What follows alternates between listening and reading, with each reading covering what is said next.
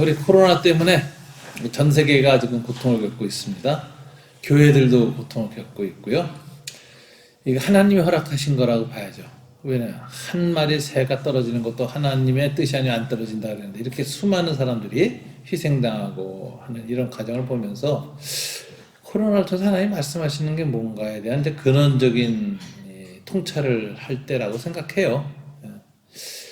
저는 뭐 요즘 이렇게 설교나 강연을 통해서 이제 하는 이야기 중에 하나가 18세기 이후 인간이 말이에요.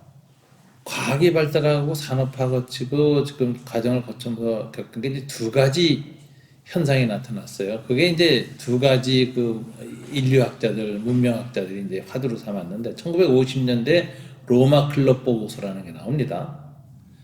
그때 부제가 뭐냐면은 성장의 한계였어요. 아이고 뭐 전후에 인구 성장하지 뭐 도시 재개발서부터 개발 성장이 뭐 몰아칠 때 아닙니까? 그 한계에 대한 얘기를 했어요. 경고였어요. 그 다음에 이제 미 대륙 발견 500주년을 기념한 게 이제 포르투갈 리스본에서 리스본 리포트라는 게 나옵니다. 20세기 들어서기 직전이죠. 21세기 됐어요. 2000년 넘어서기 직전에 마지막에 보고서가 나왔는데 그때 보고서 부제는 경쟁의 한계였어요. 국제적인 글로벌한 경쟁이 심화될 때 이 경쟁 체제가 갖게 되는 문제가 뭐냐. 지금 코로나는요. 지난 200년간의 인류 문명의 흐름이 성장과 경쟁이었거든요. 이것의 한계를 이제 실제로 겪는 거예요. 그래서 자연 생태계를 이렇게 파괴하고 인간의 그 정말 이기심이 지구에 있는 모든 생태계 생물의 다양성을 다 파괴하는 방향으로 가면서 갖게 됐을 때 갖게 되는 한계가 이번에 온 겁니다. 지금 이 코로나 상황 때문에 생긴 아주 역설적인 얘기가 있어요. 지구 공기가 깨끗해졌습니다. 별이 보입니다. 한국도 최근까지 뭐 날이 차가워졌다. 그랬는데 그 이유가 뭐냐 이게 원래 저 온난화 오기 전에 원래 날씨라는 거예요. 어른들은 다 옛날에 다 이랬대.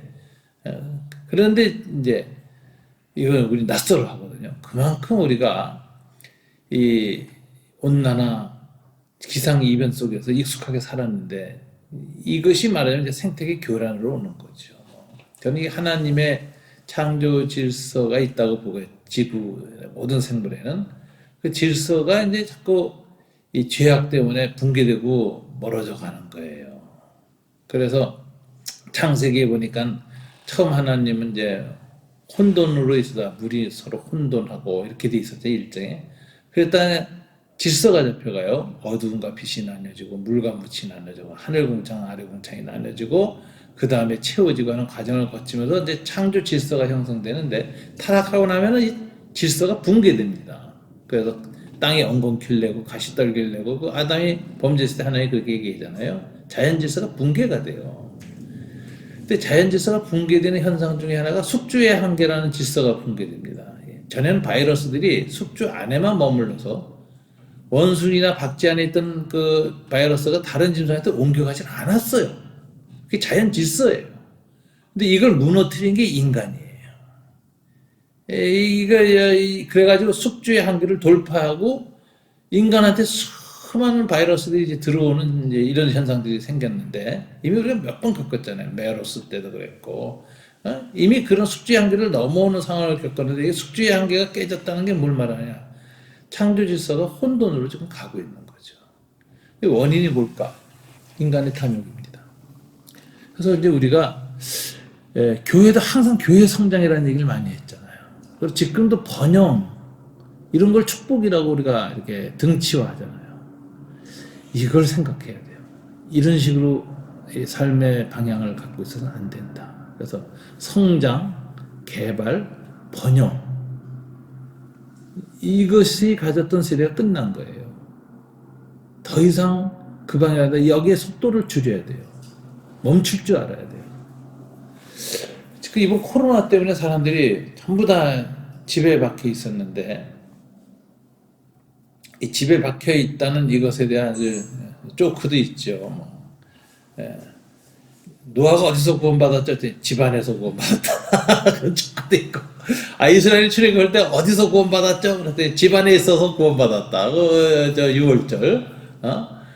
뭐 오순절 다락방 성령도 어디로 오셨죠? 집안으로 왔다. 이 직콕이라고 하는 그런 농담도 나오고 했는데, 이걸 통해서 우리가 배운 게 있어요.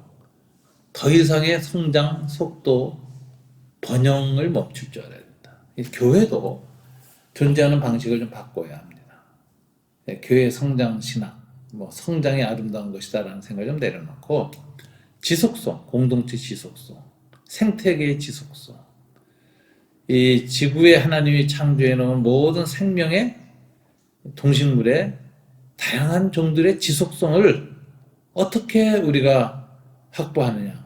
이래서 생태신학, 생명신학, 이런 걸 이제 우리가 더 심화시켜야 됩니다.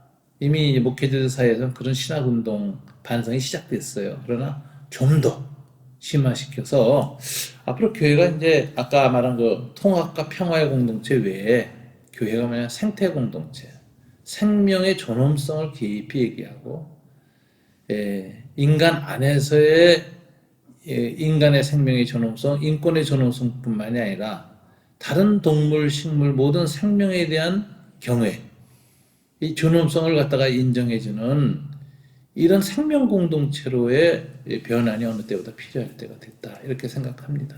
그것을 위해서 나아가고 방향 전환하는 게 진정한 회개다, 이렇게 생각해요. 코로나 상황 앞에서 회심한다면 뭘 한다는 겁니까? 우리의 삶의 방식을 돌이켜봐야 되겠죠.